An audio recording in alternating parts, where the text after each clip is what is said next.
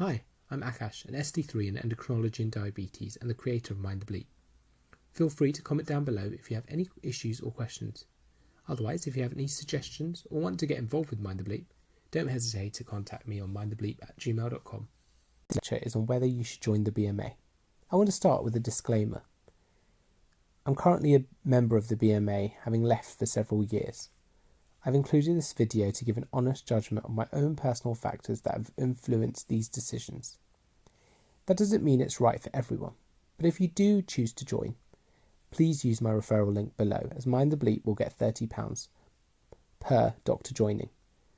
This will go towards expanding Mind the Bleep more with more free content, as I currently pay all of the costs out of my own pocket. BMA during medical school because I wanted to read the BMJ and to receive free books by post from the BMA library. This was great beyond medical school also when I was preparing for MRCP during FY1 and preparing for each of my rotations. In FY1 the BMA was also vital for employment disputes and a few issues with leave, the contract and hours for which the BMA massively helped. At the end of FY1 I left the BMA. This was during the time that the 2016 contract negotiations were occurring, and I really wasn't happy with how things were working nationally.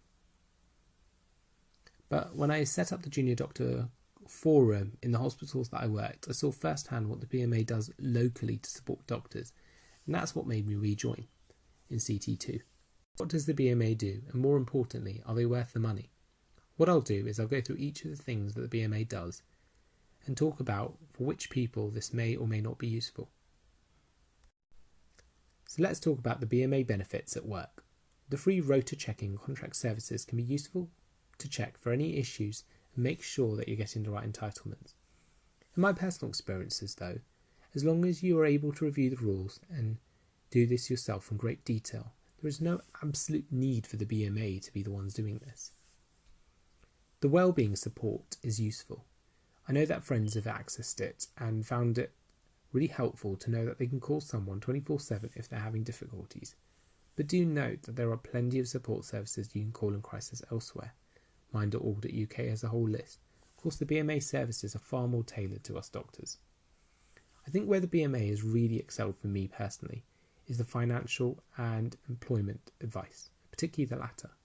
Multiple times I have encountered issues like not getting days off in lieu, working bank holidays, or taking scattered annual leave as there is insufficient staffing to take it all in one go. In these situations, being a member can be really helpful, as the BMA has really had my back, negotiating on my behalf to ensure that these situations were rapidly fixed. Next, let's talk about the benefits for the profession. Some people join the BMA because they want to weigh in on national decisions, support negotiations and have their say. That said, there is a lot of frustration around how the BMA has handled these things nationally. For most junior doctors, the biggest changes that they're likely to see are those that occur locally. I think one powerful reason to join is if you want to join the LNC. This is a committee that negotiates locally for doctors on things like rotas, services, car parking, or anything else that is important. The BMA will support you with time paid off to get trained to do this and attend meetings. Is a great way to boost your leadership skills, your CV, and actually make a difference rather than complaining about X, Y, or Z. If you are interested in being involved in these decisions, though, you can simply raise them to someone who is an LNC member. Next, finally, let's discuss the benefits for your career. Firstly, there is the BMJ, which is an interesting read and has a few courses which you might want to do.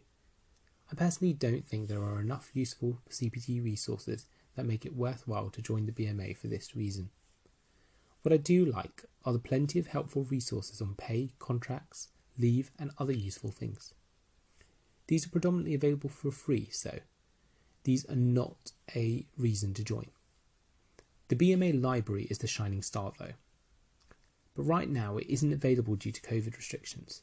I love that I can borrow most books for quite a long duration for free, and they're posted out to me and I just need to post them back. You can also visit the BMA library for great services. So what's the cost of joining the BMA? I think for students the rate is excellent, as it is well worth joining for having the support in case you need advice, but really for the BMA library. The same is true for FY1s, as the rate remains really good if you factor in tax relief, which cuts the cost by another 20%. You should ask for your contract to be checked and ask for support with any issues, particularly as you're rotating around so frequently, the chances are you will have issues. Beyond this, consider the following factors on the next slide to make a decision if it is right for you. So should you join the BMA? Well, this is a difficult question because the factors that are important to me aren't necessarily going to be the same that are important to you. But things that I think you should consider are firstly whether you can check your own rota and deal with any issues that might occur. Whether you want to join the LNC, not only for the points on your application, but also to make a real difference to where you're working. And finally, whether you're going to use the BMA library. If you do choose to join, please use my referral link, because I can use this money to boost the website further as I pay everything out of my own pocket.